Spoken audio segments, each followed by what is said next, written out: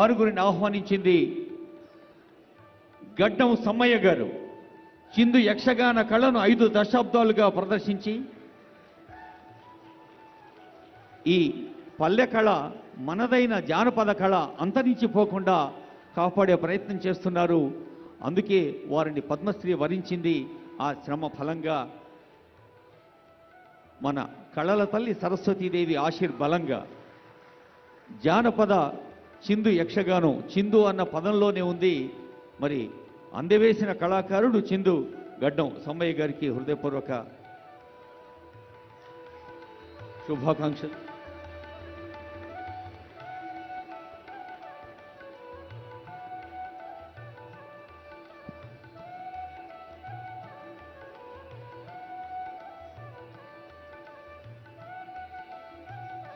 Padmashri award అందుకుంటున్న కళాకారులందరికీ హృదయపూర్వక శుభాకాంక్షలతో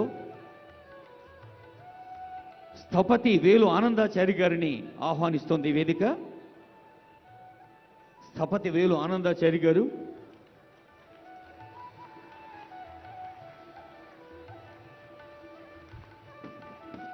మన యాదగిరిగుట్టు, కొండగట్టు, వేములవాడ, బాసర్ ఈ అన్ని దేవాలయాల నిర్మాణంలో శిల్పకళ విభూషణుడిగా అవార్డు అందుకున్న వారు మరి శిల్పకళలతో ఆ ఆలయాల నిర్మాణంలోనూ పునర్నిర్మాణంలోనూ తమదైన కళను ప్రదర్శిస్తున్నారు.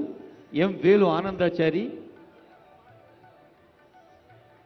ఆలయ నిర్మాణాల్లోనూ పునర్నిర్మాణాల్లోనూ కీలకంగా పనిచేస్తున్న వీరు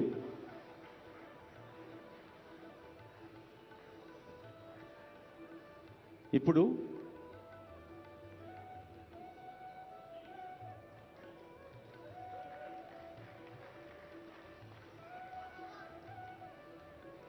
వేలు ఆనందాచారి శిలలు వారితో పలుకుతాయి, వారి వేళ్ల మధ్యన ఉలి ఒక కలంలా పరవశించిపోతుంది. ఆనందాచారి గారికి హృదయపూర్వక ధన్యవాదాలతో ఇప్పుడు దాసరి కొండప్ప గారిని మీ అందరి కరతాళ ధ్వనుల మధ్య సాదరంగా ఆహ్వానిస్తున్నాం. కొండప్ప గారు తంత్రి వాద్య నిపుణులు. ఇప్పుడు కేతావత్ సోమ్లాల్ గారు అవార్డు అందుకుంటున్నారు. బంజారా భాషలో భగవద్గీతను ప్రజలకు అంకితం చేసిన సోమ్లాల్ గారు. దాసరి కొండప్ప గారు అది సోమ్లాల్ గారికి హృదయపూర్వక శుభాకాంక్ష. వందలాది బంజారా గీతాల్ని, బంజారా సంస్కృతిని సంగీతమయం, సాహిత్యమయం చేసిన వారికి హృదయపూర్వక శుభాకాంక్షలతో తంత్రి వాద్యమైన బుర్రవీణ కళాకారుడు దాసరి కొండప్ప ఆ కళను మనం బతికించుకోవాలి, ముందు తరాలకు అందించుకోవాలన్న సంకల్పంతో మరి తెలంగాణ రాష్ట్ర ప్రభుత్వం జానపద కళల పరిరక్షణ కోసం చేస్తున్న కృషి. మీ స్పందనకు ప్రత్యేక ధన్యవాదాలు. ఆయన చేతిలో ఉన్న తంత్రి వాద్యం ఆయన సొంతంగా తయారు చేసుకున్నాడు. మనం మామూలుగా మనకు కావాలంటే ఏ కోటికో సుల్తాన్ బజార్కో పోయి మ్యూజిక్ ఇన్స్ట్రుమెంట్ కొనాలి, కానీ కొండప్ప సొంతంగా తయారు చేసుకున్నాడు. అది సొరకాయ ఎండబెడితే సొరకాయను స్వరకాయగా మార్చాడు. సొరకాయలోని స్వరకాయాన్ని ఆయన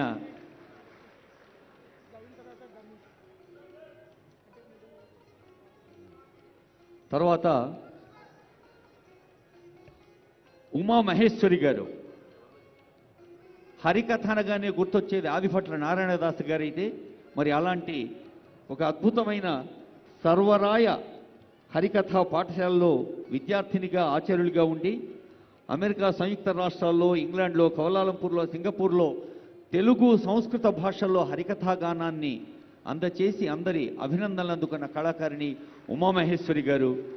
ఉమామహేశ్వరి మేడంకి హృదయపూర్వక శుభాకాంక్ష.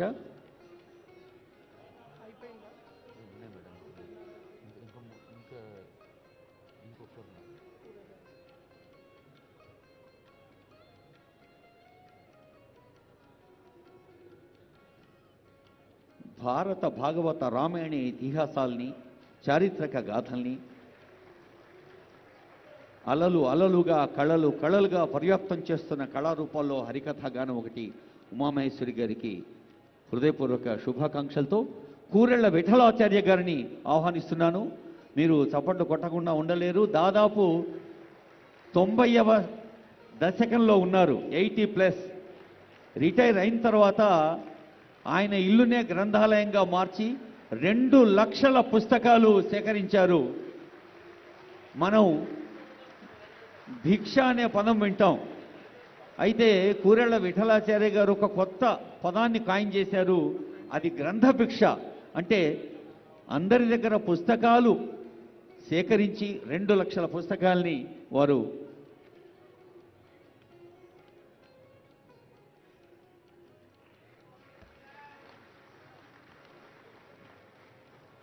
ఇప్పుడు మరొక ప్రత్యేకమైన అంశంతో వేదిక మిమ్మల్ని అలరించనుంది. 25 లక్షల రూపాయలు గౌరవనీయులైన ముఖ్యమంత్రి వర్యులు, ఉప ముఖ్యమంత్రి వర్యులు, మంత్రివర్గ సభ్యులు, గౌరవనీయులైన మంత్రివర్యులు అందరూ కళాకారులు అందజేస్తారు. పద్మశ్రీ అవార్డీస్కి 25 లక్షల విఠలాచార్య గారికి నమస్సులు.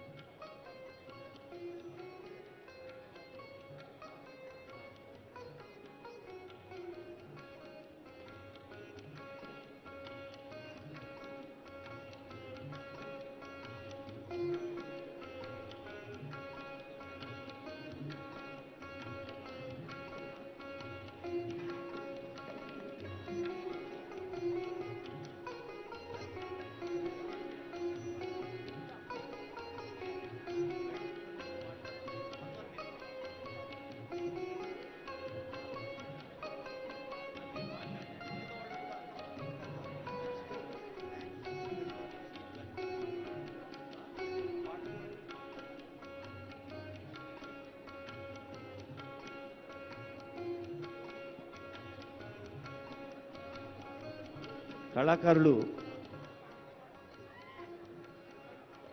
కొన్ని ఛాయాచిత్రాలు అందంగా ఉంటాయి, అవి బృందంగా ఉంటేనే. అందుకని కళాకారులందరినీ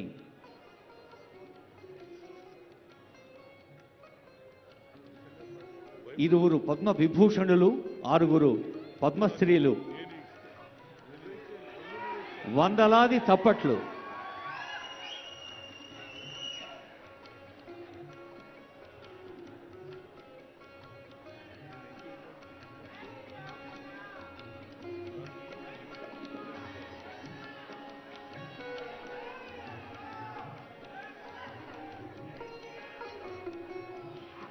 ఈ జై చిరంజీవ అనే నినాదం ఈరోజు ఒక చిరంజీవి గారికే కాదు, కళ్ళలన్నీ చిరంజీవంగా ఉండాలి అనే ఒక అభినందనగా, మరి సహృదయాల ఆశీస్సుగా భావించాలి.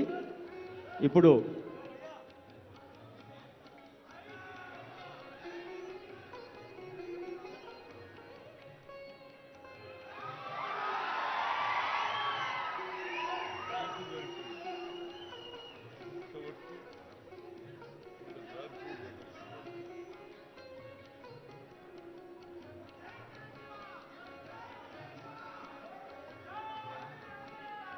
ఎవరిని చూస్తే మనకు ఒక సెలబ్రేషన్లా ఉంటుందో వాళ్ళనే సెలబ్రిటీ అంటాం. సో ఇంతమంది సెలబ్రిటీస్ ఒకేసారి వేదిక పైన ఉండడం ఆనందంగా భావిస్తూ